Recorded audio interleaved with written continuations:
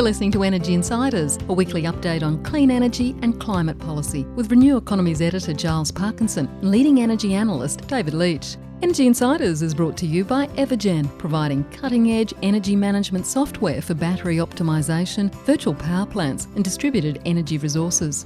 And Pylon, helping solar installers and retailers design high-resolution solar proposals in minutes. Hello and welcome to this latest episode of the Energy Insiders podcast. My name is Giles Parkinson. I'm the editor of Renew Economy, and joining me as usual is ITK Principal David Leach. David, I trust you are well.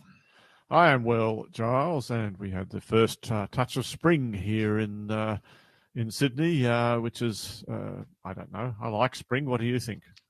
Well, it's better than winter as far as I'm concerned.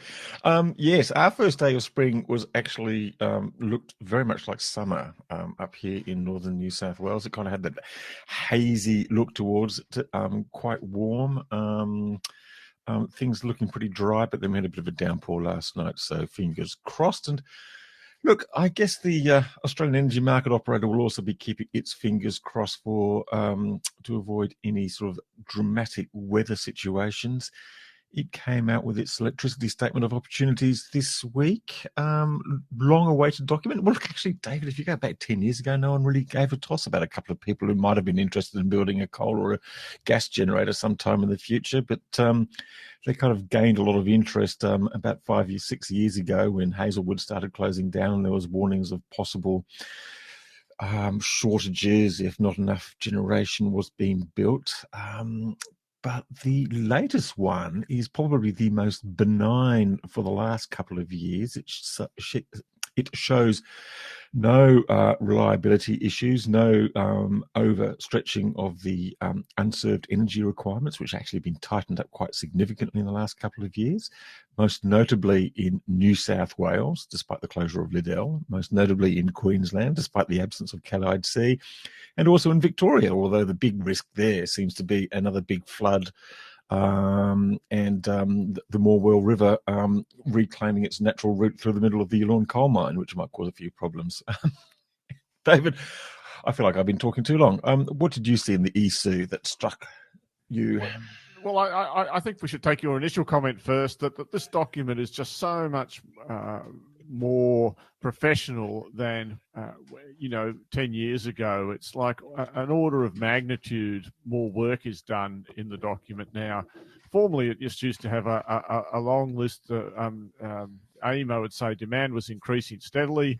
There's a long list of coal and gas proposals, generally speaking. And that would be it. And, as an analyst, you'd look at it and say, well, none of those coal and gas things, there's a long list, but none of them will get built. And then you turn around and look at the networks that were trying to say how low their revenue would be and how low volumes would be so they could get higher prices.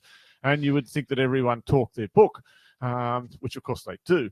But these days, AEMO is infinitely more professional. And as I said, the amount of work is far greater. Now, the comment I want to make is that the focus is very, very rapidly switching away from the problems with insufficient energy at the time of maximum demand towards coping with a system where minimum demand is falling off a cliff. So yes. Perhaps the best graph, or the most interesting to me graph in the document, was one that showed minimum demand on the NEM. It's figure 2, which is 16,000 megawatts in 2016. In 2021, it's fallen to 13,000 megawatts.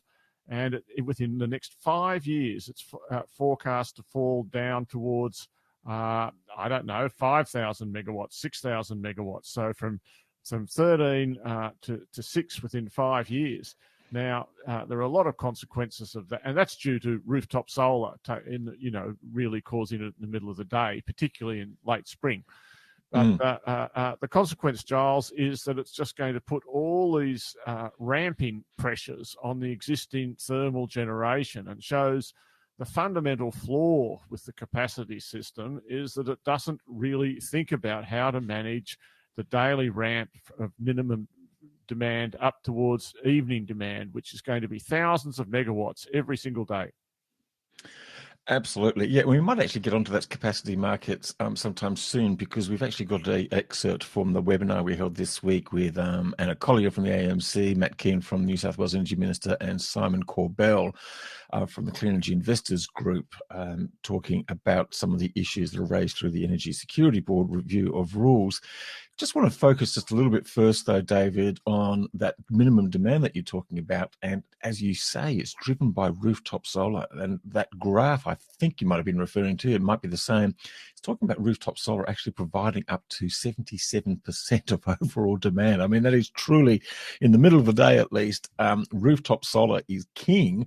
One of the issues at the moment is that it's largely uncontrollable or unorchestrated. And it was interesting to see the emphasis that report was actually putting on all the sort of issues around rooftop solar, making sure almost the forgotten part of the Energy Security Board proposals, which is distributed energy resources, and particularly the social license, because what the market operator is talking about now is the need to actually come inside the house. It's not just the rooftop panels, not just delivering sort of power to the pole and to the outside of the house to the meter. It's about the sort of the rooftop solar, the battery storage, the electric vehicles that are going to be parked in the garage may also be plugged in, plus all the appliances. A whole new concept in virtual power plants and demand management, and that's going to, people struggle just with sort of what have been relatively simple bills, deliberately made complicated over the last couple of years. But by gee, it's going to be a lot harder in the future when we've got all these different appliances operating and coming and going bi-directional, two different directions, and goodness knows how many different that is what options. bi-directional is. Yes, Charles, two different directions. Thank you, Dave. No, in case anyone was in doubt. Look, it is going to be more complex, and if it's complex, the average user won't work for the average user. So I can tell you one of the things will be that it will be made relatively simple, because at the end of the day, although our many listeners love talking about electricity, the fact is most people couldn't give a stuff about it. They might, but they might if they've got a battery in the garage, or they've got an electric vehicle in the driveway, and they've all these other things. They might become more interested, but maybe not. You know what, Charles? We shouldn't talk about humour, but we used to have door-to-door salesmen as electricity retailers encouraging a huge amount of churn. But can you imagine the door-to-door salesman with a load of batteries trying to bring them round from house to house? I feel sorry for the guys, but anyway, it's just been banned in Victoria, actually, door-to-door selling for at least for rooftop solar systems. So I don't think that's on the agenda anymore. But anyway, look, the using the rooftop solar, it is fantastic. It's an absolutely wonderful resource, and of course, we always have to be careful about AEMO and everyone else's forecasts, because the incredible tendency is just to forecast what was happening last year into this year and then into the indefinite future. And if we look at the great data that Warwick Johnson kindly shares with Renew Economy every month, we can see that right now, for COVID and various reasons, actually there is a slowdown in the rate of rooftop installations. And what you never know as a forecaster is whether it's the start of a new trend or just a blip. And I think you've also published various articles noting that costs are maybe not falling as fast as they used to be. And so we have to be careful about it. I mean, I do my own numbers based on a relatively conservative, I think, 2 gigawatts a year. So that's still 10 gigawatts. So it is an incredibly powerful force, and making use of it is going to be very important. And as I said, there are the technical aspects, which are unquestionably AEMO's responsibility. That is the provision of frequency and inertia, and making sure that all those things are available at these times of tremendous inverter-based generation. And you and I think we can do that with batteries, and that is the system can do it with batteries and grid-forming inverters. But the other problem is sort of working out the dispatchable side of it and how all that's going to work. And sorry, I wanted to finish by saying that it could be that prices, as things stand, right, if we just ignore the technical side of it, we look at the energy price, it's at the moment it's going to be zero in the middle of the day for months on end. And that, I mean, we're already seeing that this spring. I don't know if you look at the electricity price data, but it was like minus $30 today for periods in Queensland, and then it shoots up in the evening. So this is if we left it to the market, the argument might be that someone would come along and build batteries, would build hydrogen, would build pumped hydro that could soak up all that excess solar. And that's the sort of thing for the designers at the moment to say, how much of a problem is these zero price intervals and this apparent surplus of excess power in the middle of the day actually going to be? Or is it in fact a wonderful system asset that will make sure we get cheap prices in the evening as well? Well, indeed. And we might actually get to that, particularly about the ramping and the flexibility things, because that's the first of the questions that I asked Anna Collier, which will play very shortly. But one of the other big themes of this ESOO report was, of course, we've been hearing Federal Energy Minister Angus Taylor sort of bang on about we need a capacity market because coal is so important to keep the lights on, and coal even encourages renewables, if you can believe an AFR headline. It's quite funny, really. Well, no, it's a bit tragic. But, I mean, AEMO and Daniel Westerman, the new CEO, made it very clear that the generators are getting old. They're getting less reliable. There's been more problems. The Australian Energy... They have to go, Giles. They have to go. What's the point of paying them to stay? Well, because we do have to make sure there's enough dispatchable generation in place in front of each coal generator closing. And it's... it's not clear to me the way these design and the fights we're having about this capacity market. I mean, the design of it's not even, assuming we actually end up with it, which I'm far from confident we will, it's still at least 18 months away. I mean, a coal generator could close in 2 years' time before, we're not keeping up. No, we're not keeping up. And look, and exactly on some of those points that these are some of the questions that we put in the webinar this week. Who rules the market? So we had Anna Collier from the AEMC, the chair of the AEMC. We had New South Wales Energy Minister Matthew Keane, and the former ACT Climate Energy Minister Simon Corbell, who now heads the Clean Energy Investors Group.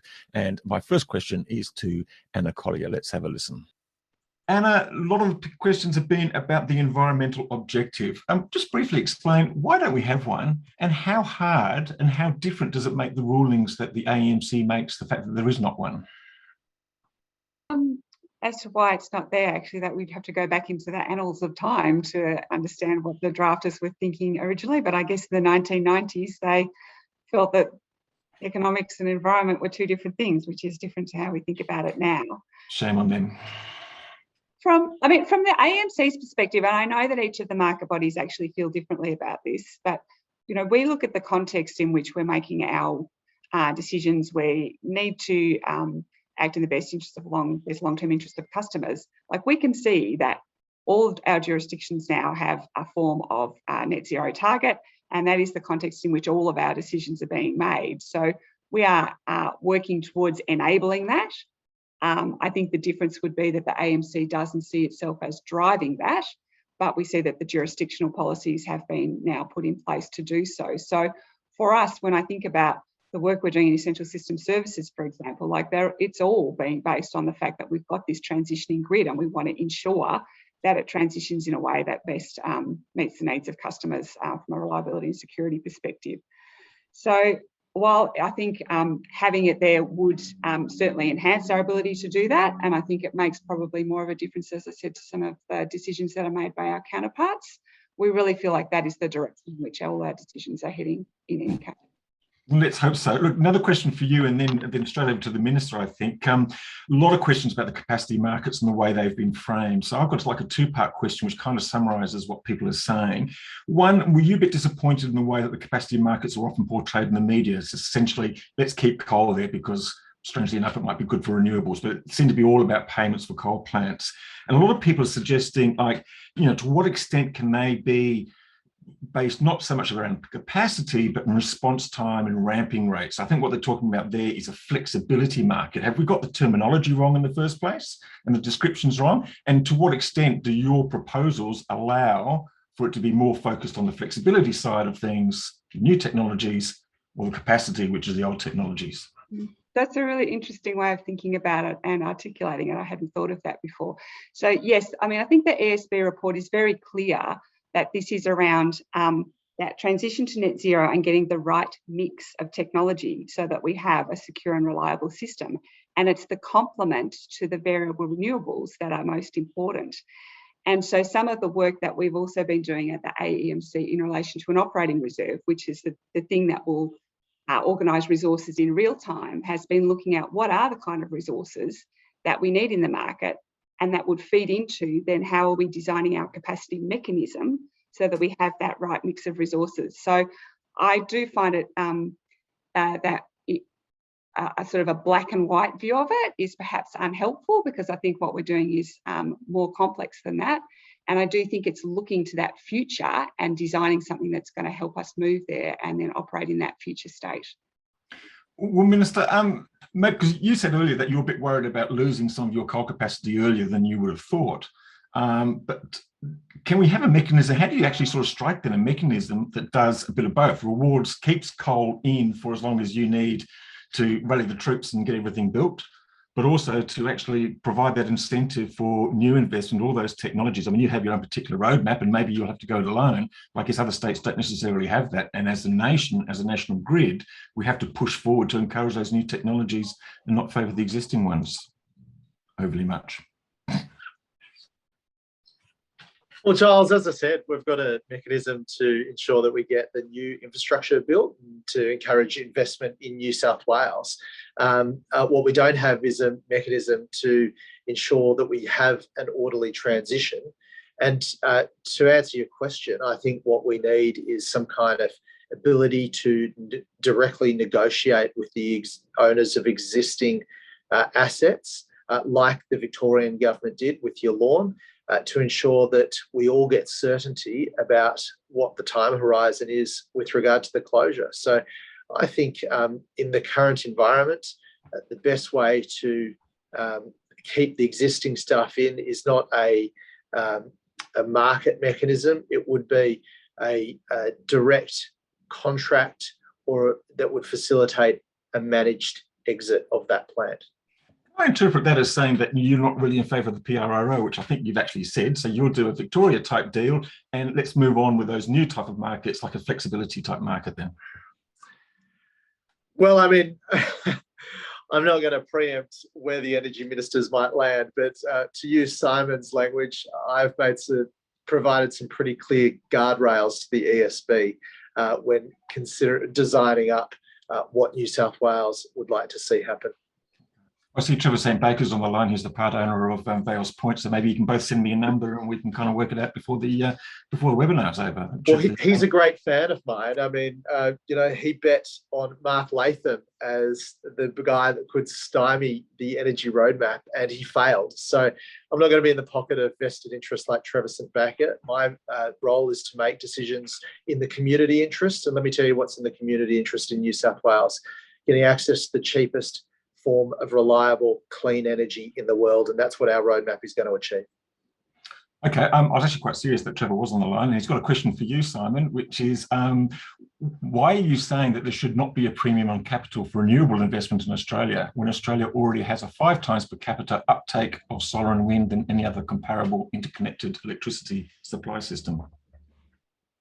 Well, I just don't, as a group, we would say, Giles, that we don't believe that in the Australian market, development of solar and wind should be more expensive than it is in other comparable markets. And the reason for that is that this is a competitive global environment. Our members deploy their funds across multiple economies, and they make judgments every day about whether or not an investment in a wind farm in the US should be given priority, for example, over a development of a wind farm in Australia. If the cost of capital is higher, if the cost of equity is higher, and therefore the risk is higher in the Australian market, then they will make a judgment about what is the most suitable place to invest their funds. And as an investor group, we don't want Australia to miss out. We don't want Australia to miss out on the level of investment it requires, and we don't want consumers to be paying more than they should for the transformation that has to occur. So for all of those reasons, Giles, that's why we say what we say around cost of capital and cost of equity. Let's be really clear. There's an enormous rebuild that has to occur in the NEM.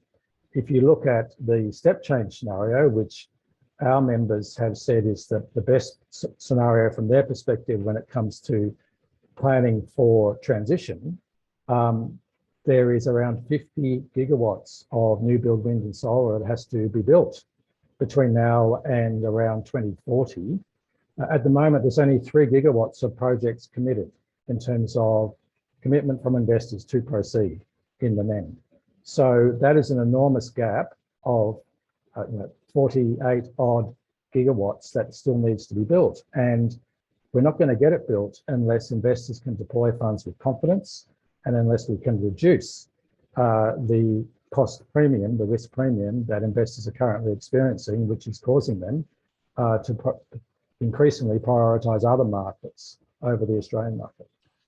Can I throw back quickly to the Minister before giving it back to Paul? You've had 2 enormous responses to your renewable energy zone EOIs, 27 gigawatts, I think, in the Central West, 34 in New England. I mean, that's, there's 60 gigawatts, probably all in 2 places. With this interest, are you proposing to possibly fast track the rollout of some of the other renewable energy zones? What can you do to seize upon that that enormous amount of supply? Well, I think people are voting with their feet, as we saw. I mean, recently the Central West Renewable Energy Zone, or the New England Renewable Energy Zone, was oversubscribed 8 times. I mean, a lot of the naysayers were saying, oh, we're scaring off investment. Well, quite the opposite. So yes, I think we want to take advantage of this opportunity, and that brings me to the opportunity that Project Energy Connect presents, which has just been approved. That'll enable us to potentially fast track the opening up of the Southwest Renewable Energy Zone as well, and bring that renewable energy into the market far sooner than we're envisaging. So to Simon's point, we've got a plan to get 12 gigawatts built. We're still short of the 50 that the NEM's going to require, but the rate we're going, and with the, I guess, the speed at which the other states are moving in this, and looking at Queensland potentially, we could really capitalise and see a lot more investment, infrastructure, opportunities and jobs coming into New South Wales as a result of the policy settings that we've put in place. Paul, do you have some questions that you've plucked from the inbox there? Yeah, so one of the questions actually is picked up on the electricity supply outlook, and it talks about, I guess, the minimum demand over the next 5 years is going to lead to some issues, particularly with the high uptake of renewables. Well, sorry, rooftop PV specifically. And I guess the question, maybe this is for you, Simon, is how will the sector attract long-term investment with the combination of these forecasts, the gigawatts that are already coming online in the next 5 years, and uncertain retirement dates for traditional generators? I guess I should add that the AEMO's outlook does talk about EVs and hydrogen as new medium-term loads, of course, that will change that. Yeah, thanks, Paul. And this is an important question, but not one where we would say that it's an either-or proposition.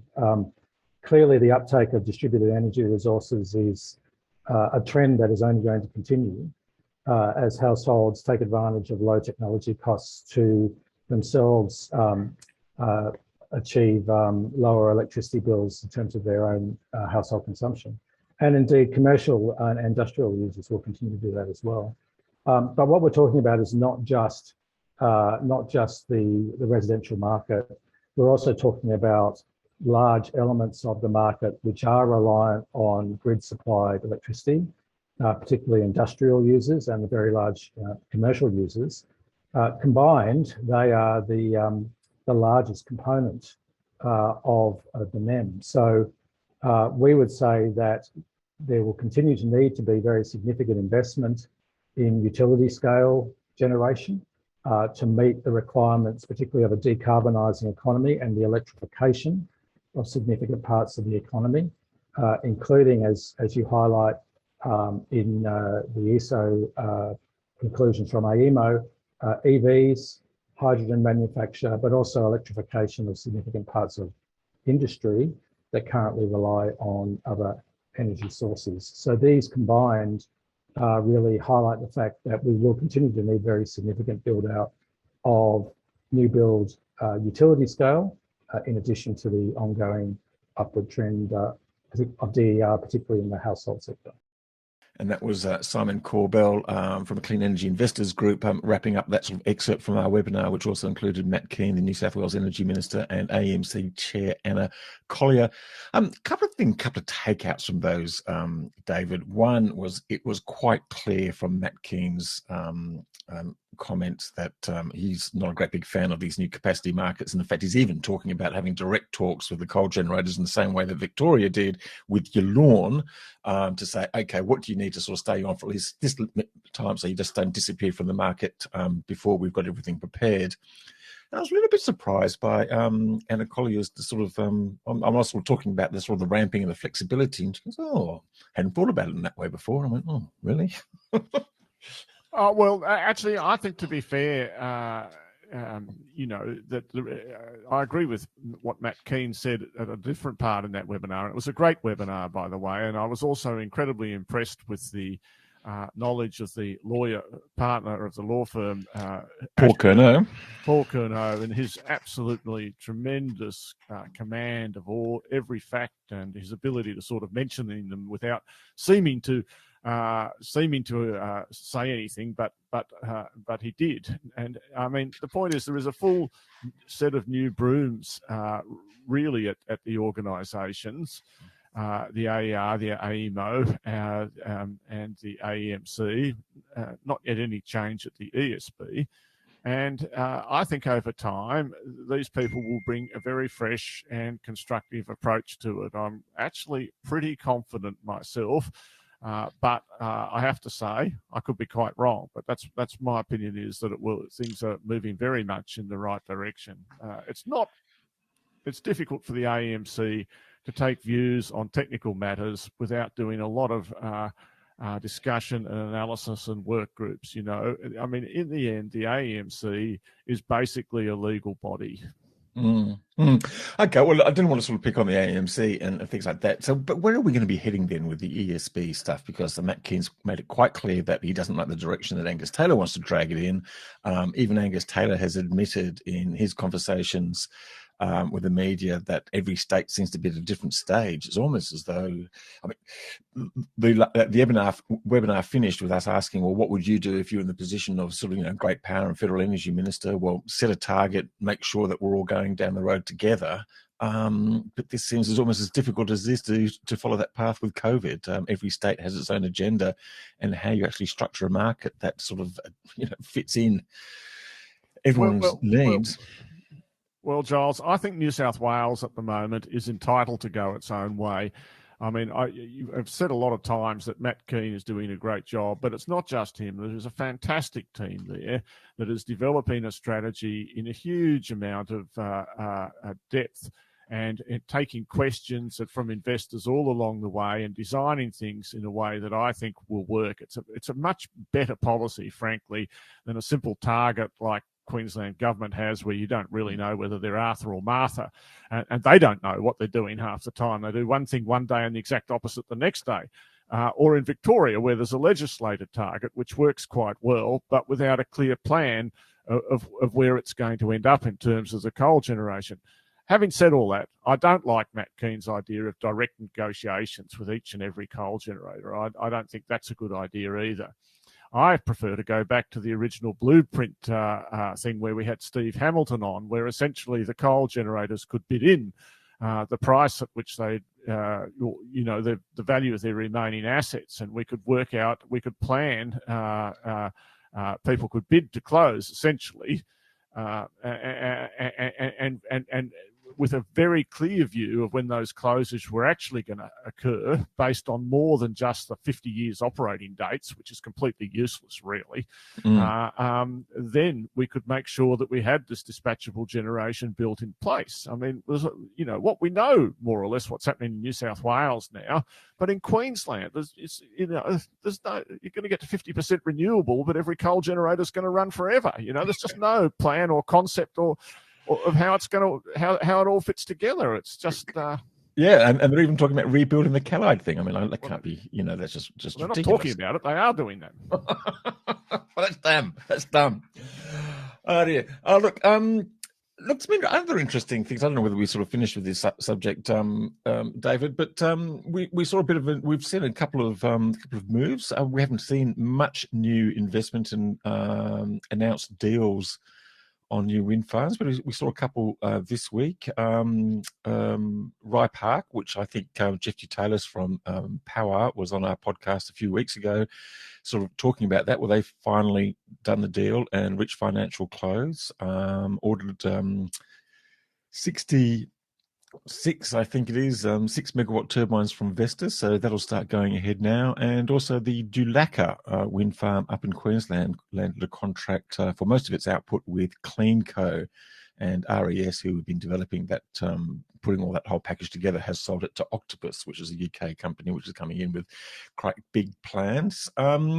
So Giles, I think that the techno nerds would probably think we haven't made enough of the fact of these 6 megawatt turbines. As far as I know, that Power's putting in at Rye Park, as far as I'm aware, they're easily the biggest turbines to ever be installed in Australia. I can confirm this, David. Ah, good. And so that shows the technical progress that's going on in wind as well as in solar. We're inching forward on offshore wind as well, but the economic case for that is still to be made out to anyone's satisfaction. I'm not saying it's not there, it's just not very visible at the moment. And another asset that falls into that category is the mysterious Copper String 2, which is, anyway, make a bad joke, which I won't. But I mean, I think Copper String 2 could be a wonderful thing in this opening up of North Queensland. And this is where I get so irritated with the lack of a clear plan in Queensland, because North Queensland has this fantastic wind and solar resource. And it also has lots of industrial loads, which the Queensland minister is so fond of up there. But it doesn't really have a plan to exploit them properly. At the moment, it's extremely unlikely that there's ever going to be transmission in the near future from the far north down south. And so they have to find a way to do it all themselves with like hydrogen or putting electricity out to Mount Isa and using the firming from the Diamantina power station there to feed back in. I mean, there's a lot of things that could be done with a clear view of how it was to be done, and I look forward to eventually reading something about that. Yes, it would be good. In fact, it would be great actually to have the Queensland Minister for Energy and Hydrogen on this podcast sometime soon, and perhaps he can lay out just that plan. David, I just want to go back to the offshore wind one, because I just thought that was interesting. In the recent what do you call it, all the modelling inputs for the next version of the integrated system plan from AEMO, they identified potentially 40 gigawatts of offshore wind resource in Australia. And as you say, the economics of it are not entirely clear at the moment, but there's enough developers out there who think that it will be quite clear sometime down the track. So Angus Taylor has not been the greatest fan of wind energy. In fact, he sort of spoke at one of Alan Jones's anti-wind rallies outside Parliament House before he entered Parliament himself back in 2013. But he seems to be reasonably enthusiastic about the offshore wind potential. It's not in his electorate. It's not in his electorate. It's over the horizon, like some radars. What was fascinating, though, was that it seems to be a bit of a clean-up legislation to sort of clarify a whole bunch of different things which might be happening in Commonwealth waters. So not just offshore wind, but also cables that may be laid down, say, between Tasmania and the mainland for the Marinus project, and also, intriguingly, for the Sun Cable project from the Northern Territory to Singapore, which we wrote a story about earlier this week, which seems to be getting bigger in terms. We haven't got the details yet, but they seem to have they're already at 14 gigawatts and about 20 to 30 gigawatt hours of battery storage, and now they're it sounds like they're preparing to announce an even bigger plan. And I wouldn't be surprised if there's some green hydrogen in there. So we might have to get used to seeing a few more sort of bragawatt in projects in terms in the tens of gigawatts. That's kind of where we're sort of be leaning at this stage. Ah, yes. Well, I think for the likes of you and I, Giles, it's not going to make much difference. I mean, it's great to talk about. The bigger the project, the harder it is to get over the finishing line. There's also an ammonia conference going on in Australia run by our friends at CWP and the like that, and ammonia has potential for big exports, as we've discussed on this podcast. It's still a fantastic amount going on. We didn't get round to talking. I mean, I still think we need to focus for most of us on this rooftop solar, and in particular, we haven't talked about vehicles to the grid. We've talked about charging your battery up from the solar in the day, but the average car battery that we're going to see in an EV is about 5 times the size of a Tesla Powerwall. And there's no reason why it couldn't run. Maybe there is a reason why it couldn't run your house at night, but at the moment, certainly there's no way of doing that. You can't just take your car out and plug it into the system where the Powerwall was going to go. Maybe we'll be able to do that. So, there's a lot of thinking that we could do along these lines, and I look forward to seeing that area develop. Australia has a world-leading resource. You can't say it often enough in terms of rooftop solar, in terms of the distributed electricity system. We are further down the track in the NEM than any other country in the world, and we've got great opportunities to do more and more with it and to be in control of our own destiny. And the sooner and harder we get on with it, the happier I'll be. Well, that's exactly right. In fact, it would probably be good to actually sort of do an update on vehicle-to-grid technology. My understanding is that we now have cars where the manufacturers are happy for that to happen. We now have wall boxes that actually do that. They're actually quite expensive, but what we don't yet have is agreement on the standards that would control and manage actually how those things happen.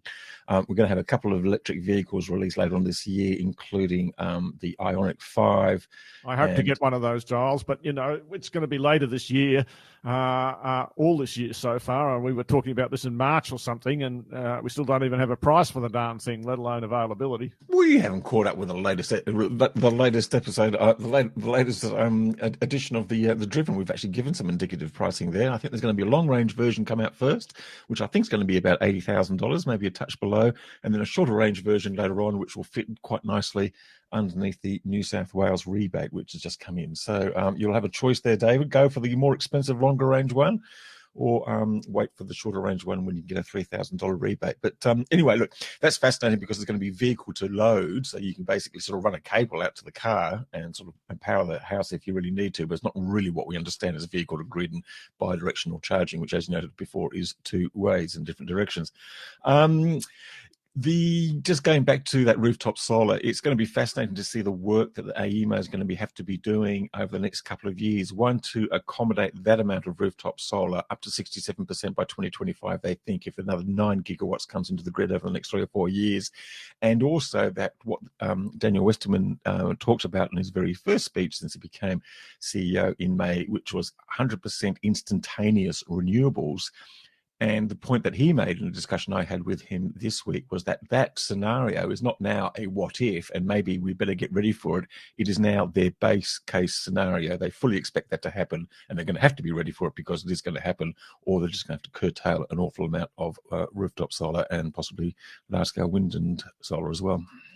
Well, Giles, I think that's about it. It was an interesting week. I was super impressed with the webinar you ran with Paul Curnow, and particularly, I feel that Simon Corbell speaks very well always and puts things very clearly in a way that I like, and Matt Keane does so, and he's in a position of authority and overseeing what I think is a wonderful plan in New South Wales that's likely to be, but hasn't yet been, well executed. And one of these days we'll get around to talking about the 2 gigawatts of greater than 8-hour dispatchable capacity that they're also going to take tenders for, which will essentially have, as I understand it, a straight equity subsidy. Essentially part of the price will be paid for by the New South Wales government, or part of the cost. But anyway, that's for another time.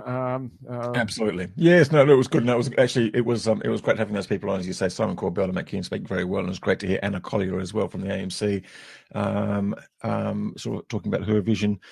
So good luck as they all move forward. Look, thank you also to our sponsors of this podcast, Evergen and Pylon. If you do want to listen to the webinar, if you didn't catch it, we actually had more than 2,000 registrations and well over 1,200 people online at the time. So it was a huge amount of interest.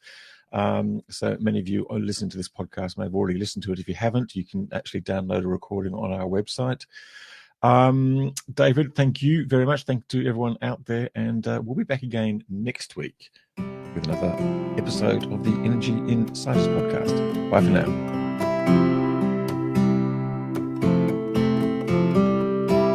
Energy Insiders was brought to you by Evergen, the market-leading renewable energy software business that optimises residential and commercial solar and battery systems. Evergen enables large numbers of systems to operate as a single fleet, so network operators can use them as a virtual power plant, generating significant value for consumers, network operators, and the energy system as a whole. Evergen software is powering the energy system of the future. Energy Insiders was also brought to you by Pylon. Pylon provides easy-to-use solar design software for installers and retailers with pay-as-you-go pricing, no monthly cost and no lock-in contracts. Join Australia's top solar companies who trust Pylon to design high-resolution, CEC-ready solar proposals.